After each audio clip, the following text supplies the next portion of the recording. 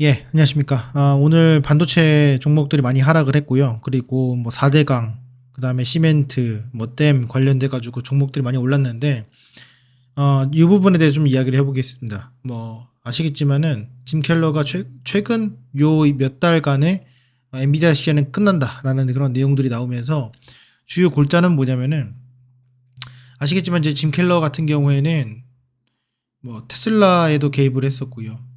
그리고 뭐 기본적인 이런 설계, CPU 설계에 대한 혁신적인 것들을 구조를 아예 뒤바꾸는 거거든요. 그러니까 뭐 5에서 1을 더해가지고 6을 만드는 그런 사람이 아니라 새롭게 판을 뒤집어 엎는 그런 걸 잘하는 사람인데, 어쨌건 이 사람이 말한 바는 HBM3, HBM이 없어도 된다. 그러니까 어, AMD에서 말하는 이런 것들은, 사실 엔비디아가 말하는 것들에 해당되는 것들은 HBM이 상당히 비싸기 때문에 생산 난이도가 높고 수급이 어렵다, 이런 내용입니다.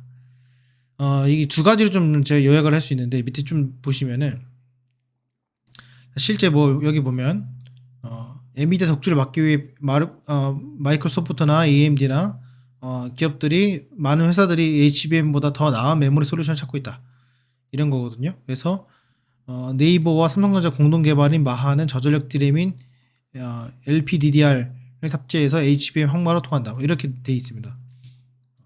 여기 얘네도 보면은 GDDR6 이렇게. 그래서 데이터 전송 속도를 낮춘 대신에 전송을 줄이는 방식으로 설계됐다, 이렇게 돼 있거든요.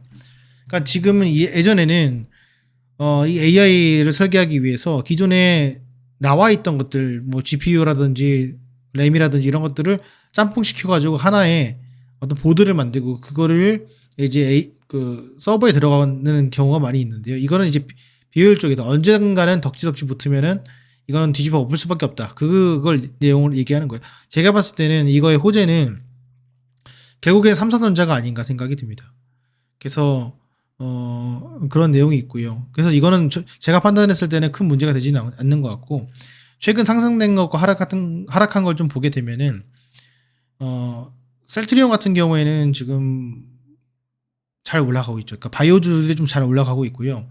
금리 인하가 이제 곧 머지 않았습니다. 뭐 저는 개인적으로는 9월 정도로 예상을 하고 있는데, 그랬을 때 반도체가 결국에는 2분기 실적 발표가 나오면서 금리 인하가 되면서 지금 현재 시점이 가장 큰 저점이 아닌가 생각이 듭니다.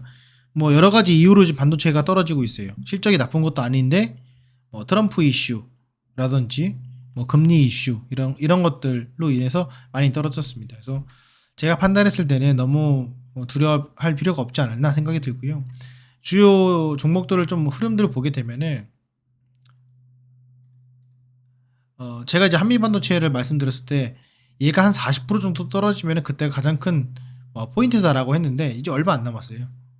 지금 보면은 떨어지기를 바라는 건 아니지만은 10%대 나왔습니다. 이렇게 올라간 것들이, 그 즉슨 다른 것들은 이미 어느 정도 저점이 형성됐다라는 거거든요.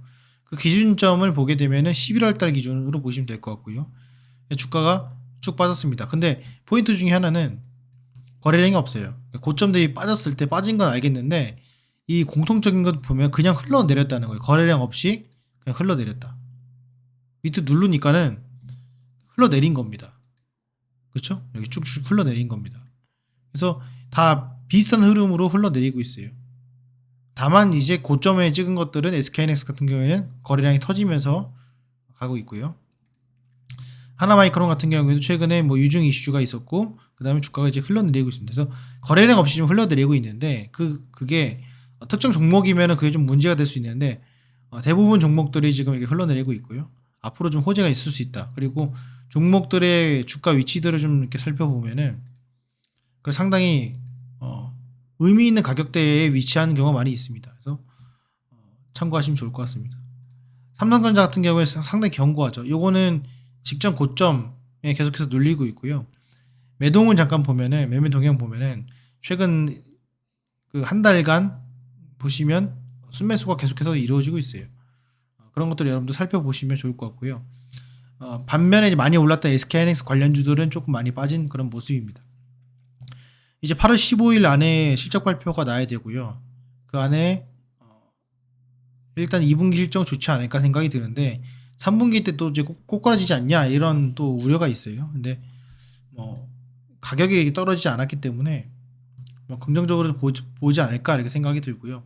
기본적으로 이게 흐르긴 하는데 결국에는 이 흐름의 힘이 많이 없어요. 왜냐면은 공매도가 없기 때문에 저는 개인적으로 그렇습니다. 리노 같은 경우에도 어쨌건 올라가긴 했지만은 고점들이 빠진 폭을 보게 되면은 거의 40% 정도 빠졌고 이 위치는 상당히 합리적인 위치에 와 있습니다. 그래서 제가 생각했을 때는 2분기 실적 발표들이 나오면서 어닝 서프라이즈 나오면서 주가가 다시 반등하는 계기가 되지 않을까 생각이 듭니다. 반등한 뒤에 그 주가가 얼마나 탄력성을 갖고 올라가냐를 보고 그 다음에 금리 인하에 대한 또 이슈 거기까지 한번 노려보는 것이 좋지 않을까 생각이 듭니다. 이후에 뭐 저는 그렇게 생각해요. 올해 반도체를 보게 되면 올라간 것도 있지만 그게 올라가지 않은 것도 많이 있어요. 그렇죠? 그냥 제자리 걸음인 것도 많이 있습니다. 그래서 보통 반등으로 보통 끝나는 경우가 많이 있는데 그건 좀 이렇게 지켜보고요. 하락한 것들 보게 되면은 대부분 다 기준점 근처에 와 있다고 생각을 합니다. 이렇게 판단하시면 좋을 것 같고 우리가 이제 2022년도, 23년도에 최악의 모습을 우리가 봤기 때문에 크게 두려워할 필요는 없을 것 같고요. 매수를 해도 괜찮은 그런 위치가 아닌가? 조만간 다가오지 않나? 이런 생각을 해보고 다만 이제 그 매수를 한 이후에 반등이 일어났을 때 그 비중을 계속 가져가기에는 내가 부담이 되냐 안 되냐를 본인 스스로 판단하셔가지고 그 비중 조절을 하시길 바라겠습니다. 어차피 주식은 뭐 올해 하기도 하고 내년에 하기도 하고요. 지금 뭐 내가 다시 그 돈을 갖고 딴 걸 하더라도 언젠간 다시 주식을 할 수 있기 때문에 그런 끈을 놓지 말고 투자하시길 바라겠고 특히 이런 시기에는 많이 힘들기 때문에 빠져나가서 정부 관련된 산업에 투자하는 경우가 많이 있습니다. 근데 겉으로 봤을 때는 그게 주가가 금방 오르고 금방 떨어지고 그런 걸 못 봐요. 그냥 오르는 것만 보입니다. 그러니까 거기에 너무 현혹되지 마시고 본인의 갈 길을 가다 보면 좋은 일이 있지 않을까 이렇게 생각을 합니다. 추가적으로 궁금한 사항 있으시면 댓글 달아주시고 좋아요도 눌러주시면 더욱더 감사하겠습니다. 마치도록 하겠습니다. 감사합니다.